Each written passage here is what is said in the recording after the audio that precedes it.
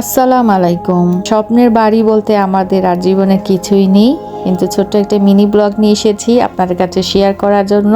আশা করি আপনাদের খুব ভালো লাগবে। আমরা বরিশাল যাচ্ছি, এই তো যাচ্ছি জায়নের আব্বুর স্কুল জীবনের ফ্রেন্ড আর তার ওয়াইফ, ছোট্ট একটা বাচ্চা, আর আমরা তো যাচ্ছি আলহামদুলিল্লাহ। আশা করি জার্নিটা খুব ভালো লাগবে।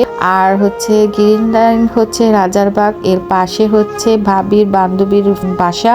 সে খুবই মাশাআল্লাহ অনেক ভালো, এত আপ্যায়নটা করেছে। ভালোবাসা বলতে কিছুই না, রিজিক বলতে অনেক কিছু। আমার যাওয়ার কোনো কথাই ছিল না। ভাবির বান্ধবীর বাসা হঠাৎ করে যখন শুনতে পেরেছে আমরা এখান থেকে বাসে উঠছি, তখনই ফোন করে বলছে একটু চা খেয়ে যাও, চা খেয়ে যাও। অথচ আমরা যখন যাচ্ছি, মানে আমাদের বাস হচ্ছে 6:15-তে, তারা মাগরিবের পর তারাও তাদের গ্রামের বাড়ি যাবে। তো তারপরও যে তারা এক জায়গা যাবে, তারপরও যে আমাদের ইনভাইট করবে আমি কখনো ভাবতে পারিনি। মাশাআল্লাহ অনেক ভালো। এই তো গ্রিন লাইন, এখানে আমাদের একটু ব্রেক দিয়েছে মানে 20 মিনিটের জন্য, তাই এখানে ফ্রেশ হচ্ছি।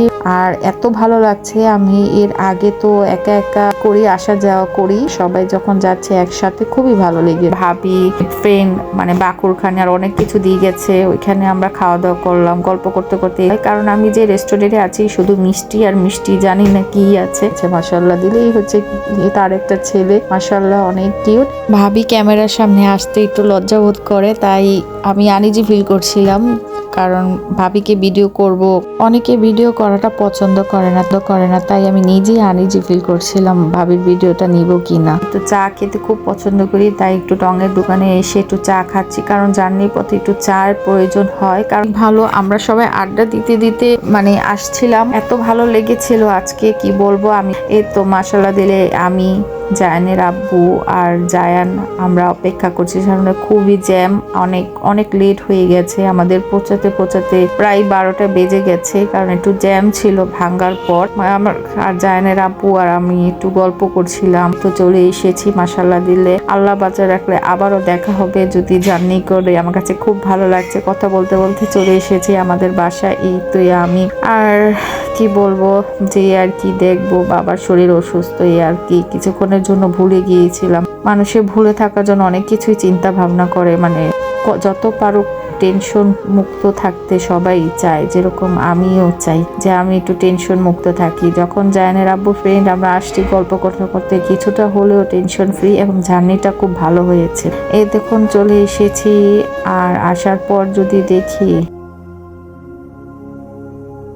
বাবার এই অবস্থা কিছুতেই আমরা মেনে নিতে পারছি না। এত অসুস্থ হয়ে পড়েছে বাবা, এত দুর্বল হয়ে পড়ছে, কেউ না কেউ সাপোর্ট লাগে এরকম করে। আমাদের তো ঈদ করার জন্য তো আর আসা না, বাসায় আসা মানে ঈদ বরিশাল আসা, আমার শ্বশুরকে সময় দেওয়া, একটু সঙ্গ দেওয়া, তাকে একটু ভালো রাখা। কারণ অনেক লোকজন সবাই থাকলে, পরিবারের সবাই থাকলে দেখা যায় অর্ধেক সুস্থ হয়ে যায় রোগীরা। এই জন্যই আসা, নিজের ছেলের বউ, নাতি, মানে মেয়ে, সবাইকে দেখে আলহামদুলিল্লাহ অনেকটা ভালো লাগছে বাবার। কারণ এটাই চাই, একা একা থাকলে মন মানসিকতাই ভেঙে পড়ে, একটু ভালো লাগে আমরা পাশে থাকলে।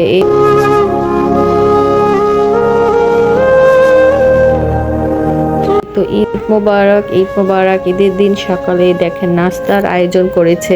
এই নাস্তাটা দেখে আমার আম্মুর কথা খুবই মনে পড়েছে। যখন এই নাস্তাটা বাবারটা পছন্দর একটা নাস্তা, পায়া আর পরোটা, নান, এগুলো আমার বাবার খুব পছন্দ। কিন্তু আম্মু বলতো বারবার বাবাকে যে কি যে তুমি পায়া খাও আর পরোটা নান খাও, বাবাকে বলতো। আমার মোটেও ভালো লাগে না, তাই নাস্তা খাইতেছি আর সবাই মিলে আম্মুর কথাই গল্প করতেছি।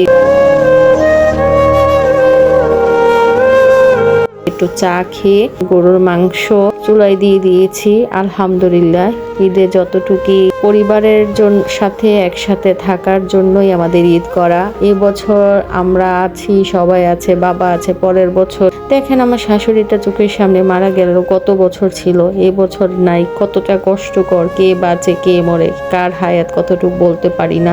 কিন্তু আমরা যতটুকু আছি আলহামদুলিল্লাহ আমরা হাসি খুশি থাকার চেষ্টা করি, যতটুকু পারি আমরা একের অপরকের জন্যই আর কি বাঁচি। গরুর মাংস রান্না করতেছি আর আমার শাশুড়ির কথা মনে পড়তেছে, কারণ সেই তো সবসময় রান্না বান্না করে, সবকিছু করে। এতে আমি একটু ভিডিও করলাম। এই তো ঈদের খাবার সবকিছু রেডি করতেছি, আমরা খাবো।